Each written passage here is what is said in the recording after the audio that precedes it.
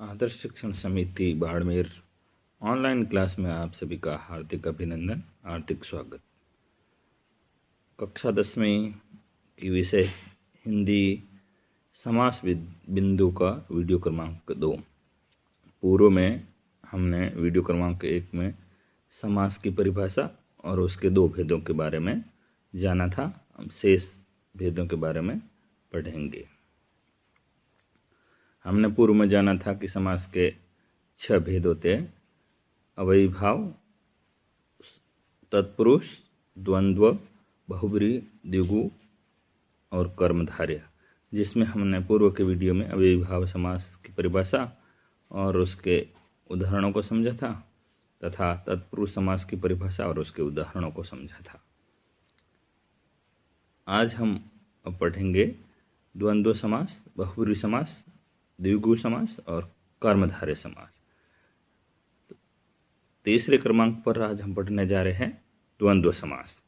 द्वंद्व समास में दोनों पद प्रधान होते हैं, अर्थात मुख्य होते हैं। प्रथम पद और उत्तर पद दोनों ही प्रधान होते हैं। दोनों पद प्राय एक दूसरे के विलोम होते हैं, लेकिन ये सदैव विलोम नहीं होते हैं। अपवाद स्वरूप कभी कभी ये एक दूसरे के विलोम जैसे प्रतीत होते हैं। इनका विग्रह करने पर और अथवा या का प्रयोग होता है।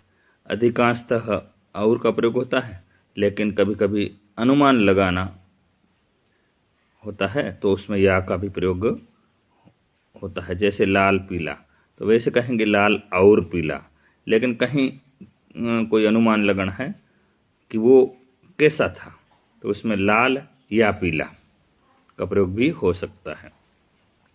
माता पिता, माता और पिता। दाल रोटी, दाल और रोटी। पाप पुण्य, पाप या पुण्य, पाप और पुण्य। अन्न जल, अन्न और जल। जल वायु, जल और वायु। फल फूल, फल और फूल। इस प्रकार और शब्द का इसमें लोप होता है। यह सामासिक विग्रह करने पर और शब्द जुड़ता है और समस्त पद बनाने पर और का लोप हो जाता है, और इसमें दोनों पद है वो प्रधान होते हैं। ऐसा समास है द्वंद्व समास कहलाता है। अगला है बहुब्रीहि समास।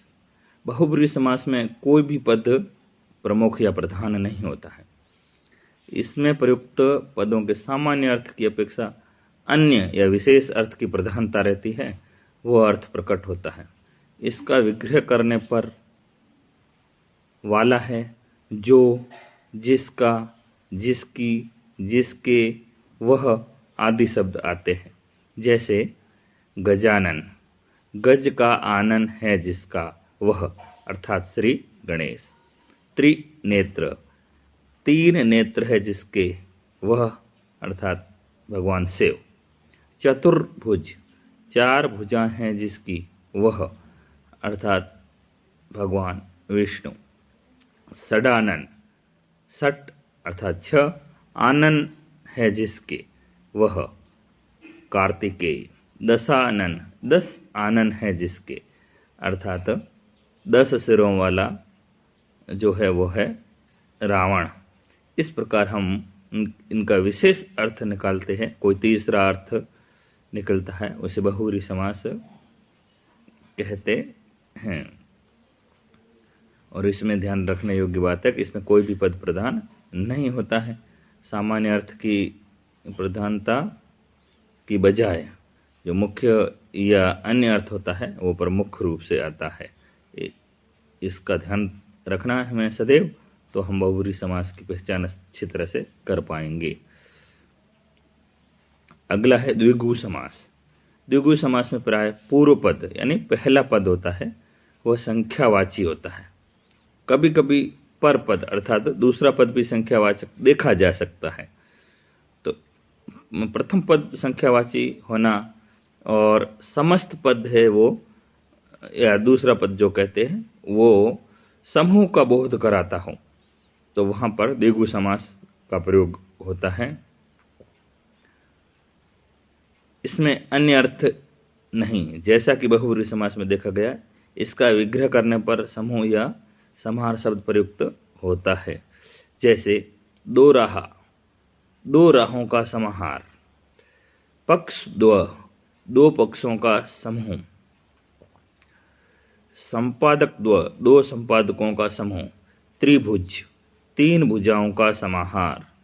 त्रिलोक या त्रिलोकी, तीन लोकों का समाहार। त्रिरत्न, तीन रत्नों का समूह। इस प्रकार इसमें हमने देखा दो राह, पक्ष द्व, संपादक द्व या त्रिभुज, त्रिलोक, त्रिरत्न आदि। इसमें संख्या, प्रथम पद व संख्यावाची का बोध हमको होता है, अर्थात यहाँ पर द्विगु समास होगा।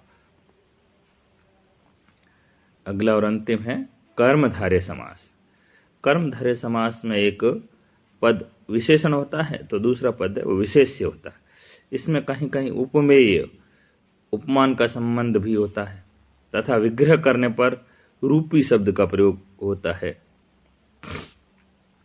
जैसे पुरुषोत्तम, पुरुष जो उत्तम। नील कमल, नीला है जो कमल। महापुरुष, महान है जो पुरुष। घन श्याम, घन जैसा श्याम। पीतांबर, पीत है जो अंबर। महर्षि, महान है जो ऋषि। नराधम, अधम है जो नर। इस प्रकार इसमें एक पद विशेषण होता है तो दूसरा पद उसका विशेष्य, अर्थात कहें तो उपमेय और उपमान का भी संबंध इसमें इन उदाहरणों के माध्यम से प्रकट होता है।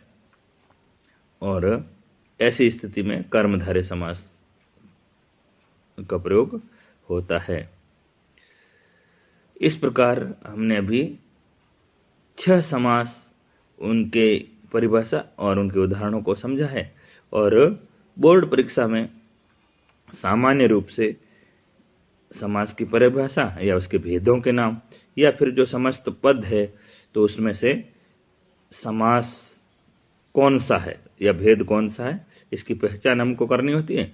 कहीं कहीं समझाने के तौर पर उस समास की परिभाषा को भी हमको लिखकर समझाना होता है। इस प्रकार के प्रश्न आते हैं तो हम इन 6 समास के भेदों को अच्छी तरह, उसकी परिभाषा और जो उसके उदाहरण हैं उनको हमने समझा है। बार बार अभ्यास करने पर ये हमारे मस्तिष्क पटल पर आ जाएंगे और हम इसकी पहचान सरलता से कर सकेंगे।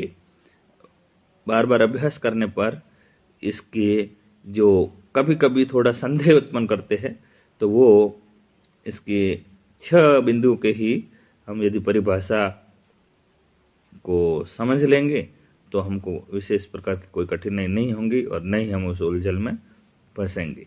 इसलिए अच्छी तरह से इसके वेदों की परिभाषा और उसके उदाहरणों को पढ़ना, समझना और अभ्यास बार बार करना, ताकि हम कहीं भी इसमें मात नहीं खाएं। अब है अभ्यास प्रश्न। प्रश्न क्रमांक 1 है समास किसे कहते हैं। प्रश्न 2, समास के भेदों के नाम लिखकर उनको परिभाषित कीजिए। प्रश्न क्रमांक 3 है समास के भेद संबंधी 5 उदाहरण लिखिए। इस प्रकार ये समास का बिंदु है जो समाप्त होता है और हम इसको अच्छी तरह से समझ गए होंगे, ऐसी उम्मीद